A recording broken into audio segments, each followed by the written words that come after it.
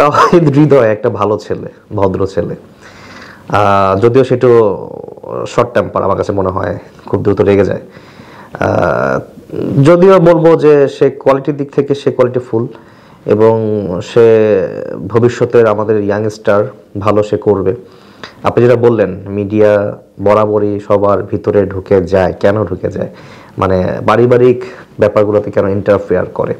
মিডিয়ার কাজই তো ভাই এটা, যে কতটা ইন্টারফেয়ার করা যায়, কতটা ডিপলি ঢোকা যায়, কতটা তার গসিপটা বের করে এনে একটু রসালো করা যায়, পাবলিকদের কাছে মুখরোচকভাবে খবরটা উপস্থাপন করা যায়, তাই না?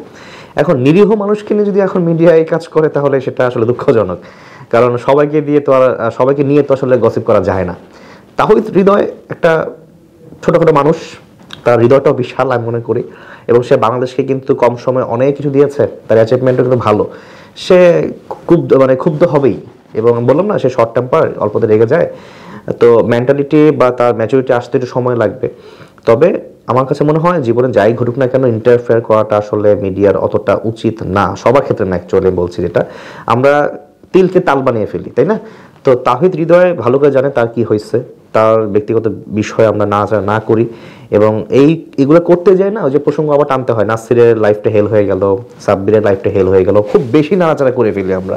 কারণ মিডিয়া চাই নাড়াচাড়া করতে, যত বেশি গসিপ তত তাদের মার্কেটিং হয়, তত তাদের প্রোগ্রাম হিট, তত তাদের রিপোর্ট হিট। তো ব্যবসায়িক একটা ব্যাপার চলে আসে যে এখন যদি তাকে নিয়ে কথা বলি, তাহলে তো আমার রিচ ভালো হবে, ভিউ ভালো হবে। এখন একটা ছেলের ভবিষ্যৎ নষ্ট হয়ে যাচ্ছে, তার মন মানসিকতা নষ্ট হয়ে যাচ্ছে, তার পরিবারের কাছে ছোট হচ্ছে, এগুলো না আমরা বিচারিত করি না, এটা দুঃখজনক। আমি মনে করি মিডিয়া এটা থেকে সরে আসবে, আশা করি।